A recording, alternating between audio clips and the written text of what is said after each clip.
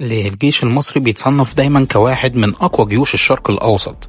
وإزاي بقى من ضمن أقوى 20 جيش في العالم؟ طبقا لتصنيف جلوبال فاير باور لعام 2026 الجيش المصري موجود ضمن أقوى جيوش العالم، وده بسبب حجم القوات وتنوع السلاح والقوة الجوية والبحرية الضخمة. الجيش المصري عنده أكتر من 1,200,000 فرد بين قوات عامة واحتياط وقوات مساندة، وفي وقت الحرب مصر تقدر تعبي ملايين المقاتلين بسبب العدد السكاني الضخم. أما القوات البرية فالجيش المصري بيمتلك حوالي 3620 دبابة قتالية، وده بيخليه من أكبر جيوش العالم في عدد الدبابات، غير أكتر من 54,000 مركبة ومدرعة عسكرية وآلاف المدافع وأنظمة الصواريخ. وعلى مستوى سلاح الجو القوات الجوية المصرية بتمتلك أكتر من 1080 طيارة عسكرية متنوعة، منهم حوالي 242 مقاتلة حربية زي الرافال الفرنسية والإف 16 الأمريكية، بالإضافة لطيارات هجومية وهليكوبتر أباتشي. وفي التصنيف العالمي مصر ضمن أقوى 10 دول في عدد المقاتلات والطيارات الهجومية. لكن السر الحقيقي مش في عدد الطيارات بس، السر في شبكة الدفاع الجوي المصرية